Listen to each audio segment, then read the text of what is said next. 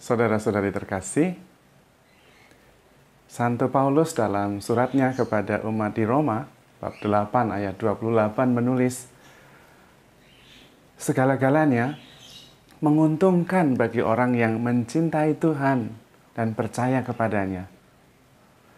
Dan itu memang benar. Bagi orang yang mencintai Tuhan, jatuhnya adalah keberuntungan. Dalam situasi apapun. Bagaimana kalau dia menderita? Orang yang mencintai Tuhan pun, dia bisa menderita dengan ikhlas.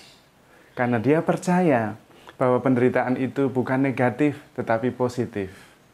Untuk menghapus, mengurangi dosa-dosanya. Ambil bagian dalam penderitaan Kristus.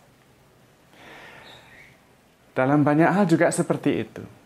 Kalau dia mengalami beban berat, kalau dia mengalami kesulitan besar,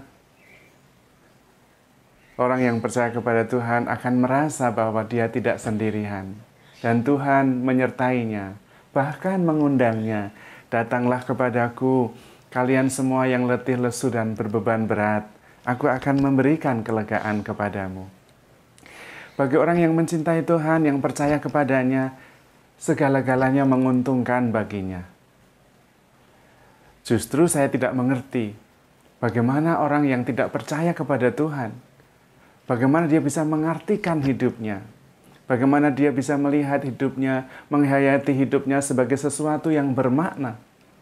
Ketika dia terlepas dari penciptanya, ketika dia jauh dari sumber yang memberinya hidup. Bagaimana dia bisa mengartikan deritanya? Bagaimana dia bisa mengartikan kesepian-kesepiannya?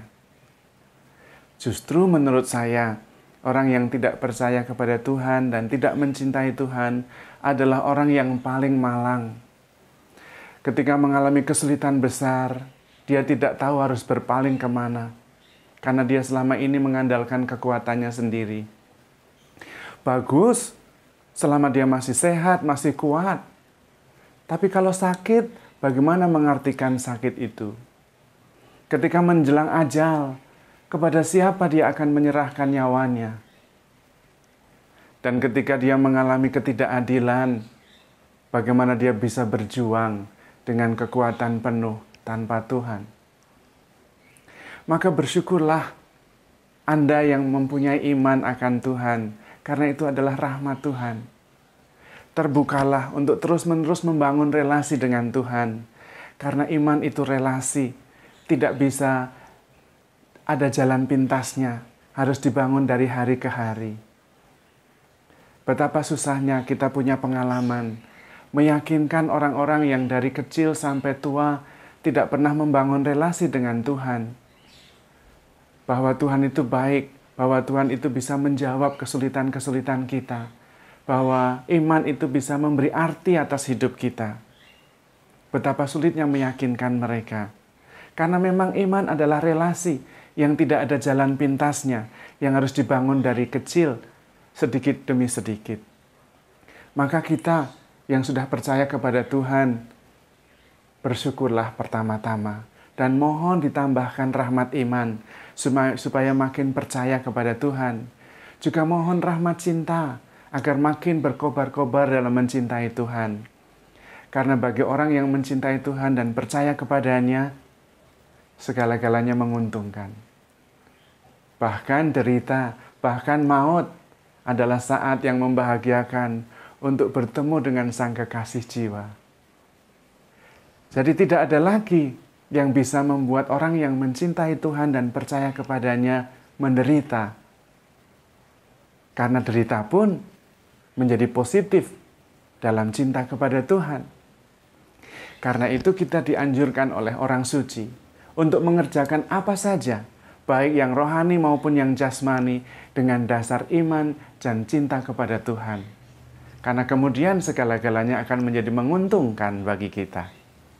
Rasul Paulus benar, segala-galanya menguntungkan bagi orang yang percaya kepada Tuhan dan mencintainya.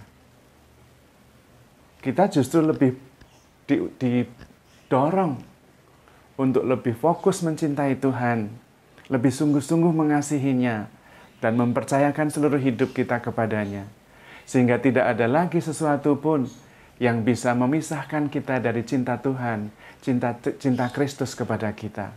Apakah itu derita, apakah itu stres, apakah itu tekanan, penganiayaan, bahkan kematian. Tidak ada yang bisa memisahkan cinta Kristus kepada kita.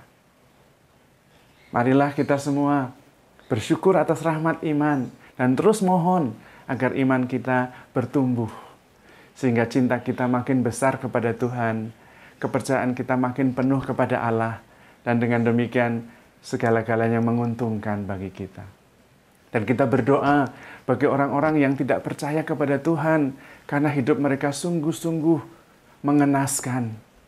Ketika menderita, tidak melihat pengharapan. Ketika mengalami kesulitan, tidak ada teman yang menolong mereka. Bahkan mereka sulit sekali mengartikan apa makna hidup mereka. Mereka mencoba membangun makna itu bukan dari sumbernya yang benar, yaitu Tuhan yang menciptakan dan menganugerahkan segala-galanya. Tetapi mereka mencoba membangun makna hidup mereka dari justru sarana dan ciptaan, bukan sumbernya. Dengan membangun status, membangun kekayaan, membangun nama baik, membangun kekuatan. Namun mereka gagal karena itu sarana bukan sumber. Kita berdoa untuk mereka. Semoga mereka menemukan sumbernya dan mengerti asas dan dasar bahwa hidup ini adalah untuk kemuliaan Tuhan, untuk memuji dan memuliakan Tuhan. Dan semua yang lain adalah sarana, bukan sebaliknya. Kita membangun arti hidup kita berdasarkan sarana dan bukan sumbernya.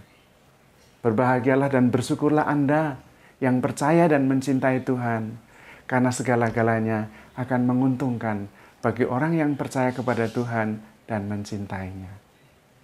Tuhan memberkati.